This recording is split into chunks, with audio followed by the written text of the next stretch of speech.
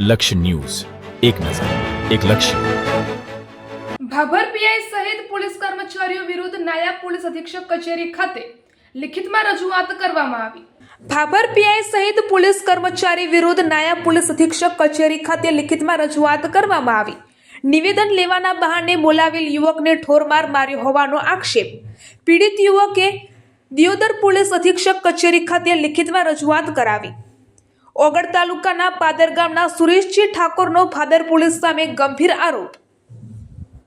નિર્દોષ યુવકને પોલીસે ઠોરમાર માર્યો હોવાનો પીડિત પરિવારનો આરોપ.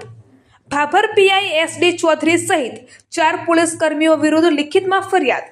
પીડિત યુવકે ન્યાય અંગે પોલીસ અધિક્ષક કચેરીએ કરી ફરિયાદ. પીડિત અરજદારનો ભાભર પોલીસ સામે ગંભીર આરોપ. યુવકને થારપુર હોસ્પિટલ ખાતે અપાઈ સારવાર. અહેવાલ ગોપાલ કે પૂજારા, ભાભર, વાવથરાદ. બની આપણા સાથે શું કહેશો? ઘટના પછી ઠાકોર સુરેશજી સગ્રામજી મારા અહીંયા મારા શાળો આવ્યા હતા રાતે 11 વાગે. 11 વાગે કંઈ મને ખબર નહીં. પછી રાતે વહેલા 4 વાગે નીકળી ગયા અમદાવાદ જાવ કહી, અને એમાં મારું નામ આવ્યું. એટલે શું ગુને નામ મને પછી બિદ્દાડ સાહેબનો ભાભોરથી ફોન આવ્યો જમાદારનો. પછી મને એ બોલાયો. પછી મેં સરપંચને વાત કરી. અમીને સરપંચ ભાઈ ગયા અહીંયા હાલ. પછી મને એ હાલ ઘડીક બિહારી, અને પછી પીપરા કાંઈ ના લીધો. મને ધોરખોર માર્યો.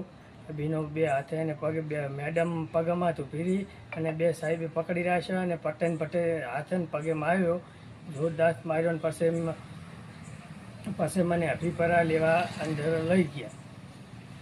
શું આક્ષેપ હતો તમારા ઉપર?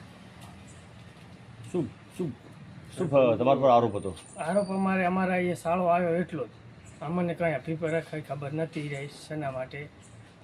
અમને એટલું કહીને ગયા કે અમે અમદાવાદ જાય. રાતે 11 વાગે આવ્યા અને વહેલા 4 વાગે નીકળી ગયા. ઘટના ક્યારે બની હતી? એ ઘટના 27 તારીખે. કેટલા વાગે, કેટલા સમય?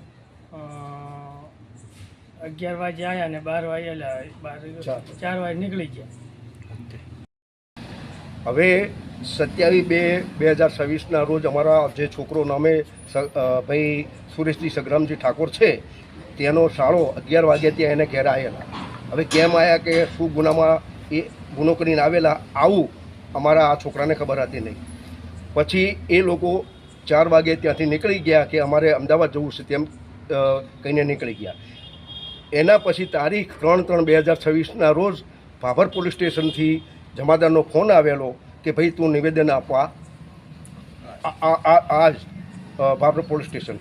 ત્યારે 5:30 વાગે સરપંચ અને સુરેશ બંને ત્યાં નિવેદન આપવા ગયા. ત્યારે તે સમયે 2 કલાક તો એમને ત્યાં ઊભા રાખ્યા, અને છતાં કાંઈ ના કર્યું. ત્યારે પછી સરપંચને કહ્યું કે તમે દરવાજા બહાર જતા રહો અને અમારે એનું નિવેદન લેવું છે. તે વખતે આ ભાઈના કહેવા મુજબ અને એની શરીરની સ્થિતિ જોતાં હું એમ કહેવા માગું છું, અને એને અમે ગામના બધા ભેળા થઈ અને એમને પૂછપરછ પણ કરેલી કે ભાઈ તને કયા ગુને તને માર્યો હતો અને કઈ રીતે કોણે માર્યો. તો એણે અમને કહેલું કે ભાભર પીએસઆઈ મેડમ છે, તેમણે મારા પગ પેલા ગુડા પર 2 પગ મૂકી દીધા, અને 2-4 પોલીસો હતો મને પકડી રાખ્યો, અને મને 2 પગે અને 2 હાથે એમના પટાથી માર માર્યો. અને ત્યાર પછી 15 મિનિટ સુધી માર માર્યો, અને પછી કીધું કે આને બરાબરનો મારી દો, અને એને ઓકાવો શું ગુનો કર્યો, આ શું જાણે છે, અને આને નાગો કરો અને નાગો કરીને મારો. આવા મેડમ પણ બોલેલા. પછી ફરીથી જ્યાં ટીવી કેમેરા નહોતા એની પાછળ થોડોક બગીચા જેવું બનાવેલું છે, ત્યાં લઈને ફરીથી આ રીતે એને ઢોર મારવામાં આવેલો છે. આ બાબતે શું રજૂઆત કરવામાં આવે? અમે આ બાબતે અમને પૂરો ન્યાય મળે એ માટે અમે રજૂઆત કરવામાં આવ્યા છે. અને અમને ન્યાય નહીં મળે તો આખા ગુજરાતના ઠાકોર સમાજને અમે ભેળો કરી અને ન્યાય માગશું કે અમારા વગર ગુને છોકરાને કેમ મારવામાં આવ્યો. આ બાબતે ઉચ્ચ કક્ષાએ રજૂઆત કરી કે કેમ? હા, બધે અમે રજૂઆત કરી છે. ડીઆઈજીને કરેલી છે, પછી એસપીને કરેલી છે, ટોટલ જગ્યાએ લગભગ 9 જગ્યાએ મેં કરીને માનવ અધિકારમાં પણ લખ્યું છે.